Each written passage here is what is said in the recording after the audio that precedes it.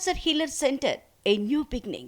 ఏదో హౌసింగ్ బోర్డుకో లేకపోతే హెచ్ఎండి వాళ్ళకి ఇచ్చి ప్లాట్లు చేసి విల్లాలు కట్టుకోవటానికో ప్లాట్లు వేసుకొని కట్టుకోవటానికో ఇవ్వద్దు.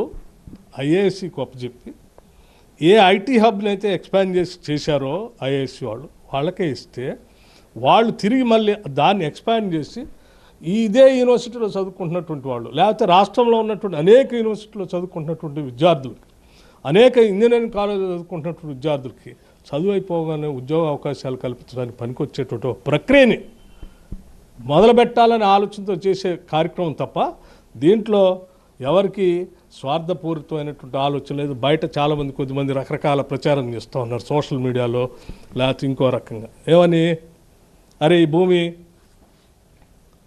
కోసం ఈ ప్రభుత్వం కొట్లాడి రాష్ట్ర ప్రభుత్వం తీసుకుందని. అంటే రాష్ట్ర ప్రభుత్వం ఎవరి దగ్గర నుంచి తీసుకుంది? బిల్లీరావు అనేటువంటి ప్రైవేట్ వ్యక్తి దగ్గర నుంచి తీసుకోవద్దా? మరి బిల్లీరావుకే ఉండాలని వాళ్ళు కోరుకుంటున్నారా చెప్పండి. అట్లాగే తీసుకున్న భూమిని ఈ రాష్ట్రంలో ఉన్న నిరుద్యోగ యువతి లక్షలాది మంది ఉద్యోగ అవకాశాలు పనికొచ్చే ఐటీ హబ్నో నాలెడ్జ్ సిటీనో లేకపోతే ఫైనాన్షియల్ సిటీనో ఎక్స్పాండ్ చేస్తే వాళ్ళకి ఉద్యోగాలు వస్తాయి. రావద్దా చెప్పండి. మీరు చేస్తున్న ప్రయత్నం ఆక్షన్ పెట్టాలి అనుకోవడం, ఆక్షన్ పెడతారు ఆ స్థలాన్ని 400 ఎకరాలని అమ్మడం ద్వారా 40,000 కోట్ల ఆదాయాన్ని సమకూర్చుకోవాలి అన్న ప్రయత్నం అని అదే చెప్తాను. అంటే ఇవాళ మీరు ఐటీ హబ్ చూసి ఉంటారు హైదరాబాద్, మీకు కూడా తెలుసు. Phase 1 phase 2 or financial city or knowledge city. అక్కడ వచ్చినటువంటి సంస్థలన్నీ కట్టినటువంటి ఆఫీసులు కానీ కార్యాలయాలు కానీ లేకపోతే డెవలప్మెంట్ సెంటర్స్ కానీ ఇవన్నీ ఏ రకంగా భూములు పొందారు? వాళ్ళు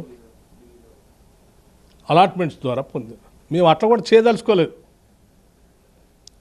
ఇష్టారాజ్యంగా ఇష్టం వచ్చినట్టుగా అలాట్ చేయదలుచుకోలేదు. ప్రతి పైసా ఈ బిడ్స్ ద్వారా చేస్తేనే రాష్ట్రానికి ఆదాయం రాష్ట్ర ఖజానాకి వస్తుంది. అంటే ఆ రకంగా ₹1 కూడా వృధా కాకూడదు, ఎవరికి అన్యాక్రాంతం చేయకూడదు అనేది ఒక ఆలోచన. వచ్చిన ప్రతి పైసాని రాష్ట్ర ప్రజల సంక్షేమం కోసం వాడాలనేది రెండో ఆలోచన.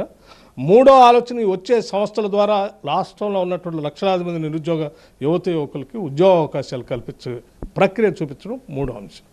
ఇవన్నీ మొత్తం రాష్ట్రం కోసం ఉపయోగపడే, వ్యక్తులకు ఎవరికి ఉపయోగపడే కాదు. ఈ వేలం ప్రక్రియలో పాల్గొనే వాళ్ళు అంటే రియల్ ఎస్టేట్ వ్యాపారం చెయ్యరు అన్న గ్యారంటీ ఏముంది? మీకు బహుశా కండిషన్స్ తెలిసి ఉండకపోవచ్చు. ఎవరైనా ఐఏఎస్సి వాళ్ళు ఆక్షన్ చేసేటప్పుడు కానీ లేకపోతే భూములు అలాట్ చేసేటప్పుడు కానీ ఒక ప్రత్యేకమైన పర్టికులర్ యాక్టివిటీ కోసమనే ముందు దాంట్లో ప్రిస్క్రైబ్ చేసి చేస్తారు. అలా చేసినప్పుడు ఒక యాక్టివిటీ కోసం చేస్తే ఇంకో యాక్టివిటీని డైవర్ట్ చేసుకోవటానికి ఉండదు. మీ వైపు నుంచి చెప్తున్న కోణం అయితే విద్యార్థుల వైపు నుంచి 400 ఎకరాల స్థలం 2004లో యూనివర్సిటీ నుంచి తీసుకున్నారు. 397 ఎకరాలు ఇచ్చామంటున్నారు కానీ అది వాళ్ళకి దక్కలేదు. అందులో 200 ఎకరాలు Tata institute for fundamental research something, ఇంకో 100 ఎకరాలు ఇంకో సంస్థకి అలాగా వెళ్ళిపోయింది. ఉన్న 400 ఎకరాలు పోయినాయి, 397 రాలేదు అన్నది ఒక వాదన. కరెక్ట్. మీరు చెప్పిన పాయింట్ కూడా చాలా కరెక్ట్. ఎందుకనంటే ఇప్పుడు మీరు చెప్పినటువంటి ప్రెస్టీజియస్ ఇన్స్టిట్యూషన్స్ అన్నీ కూడా they are all part of the university. ఎడ్యుకేషన్లో ఆ యూనివర్సిటీ ప్లాన్ ఆఫ్ యాక్షన్లో part of the university only.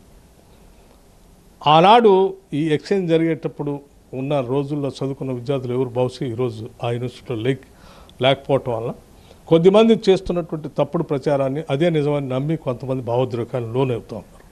నేను వారికి కూడా విజ్ఞప్తి చేస్తున్నాను యాజ్ ఎ ఓల్డ్ స్టూడెంట్. నాకు కూడా I have a lot of emotional bondage to that university.